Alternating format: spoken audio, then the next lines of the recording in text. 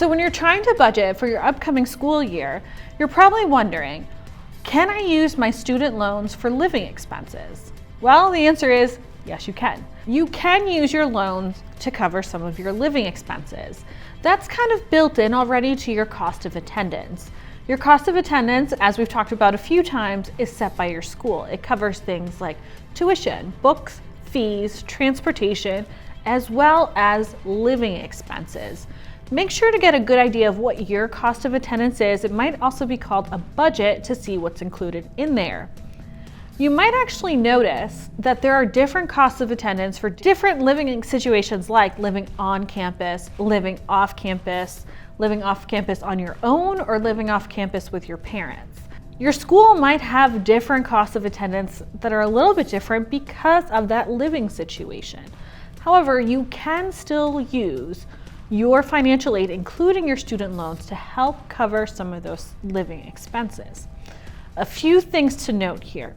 When it comes to financial aid, your financial aid will be disbursed to your school first, meaning your school's going to get that money first. It doesn't matter if it's grants or loans. If it's private scholarships, there's a chance that the money goes to you first, but sometimes it does go directly to the school. If that happens, the school will take the funds that they receive on your behalf and apply it to anything you owe them. So things like tuition and meal plans, if you have a meal plan through your school, or even your on-campus housing. If you're living off campus, you probably have to wait for a process known as a credit refund.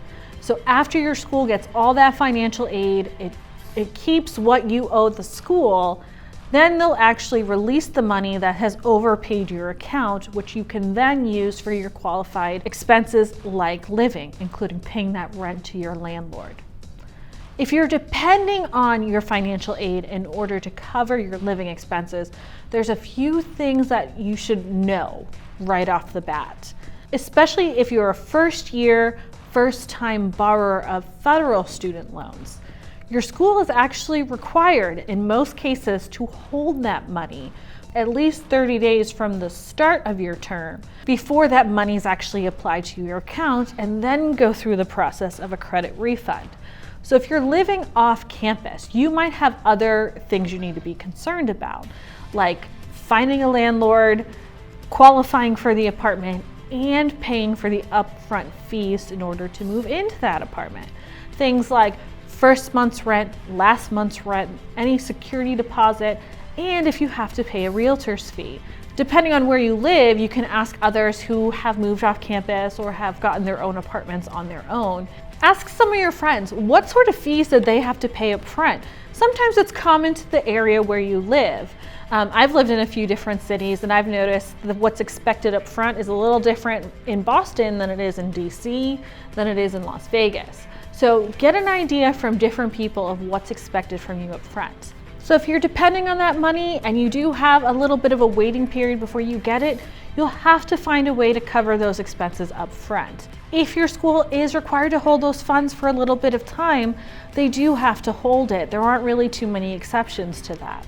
So if you are relying on your loan money, especially your federal student loan money, to cover those off-campus living expenses, just know what you're up against and know what you can expect. Now, if you have private student loans, even if those loans aren't subject to the same rules and the hold times as the federal program, keep in mind you have to complete the process, including some waiting times like times of right to cancel, which are required with private student loans.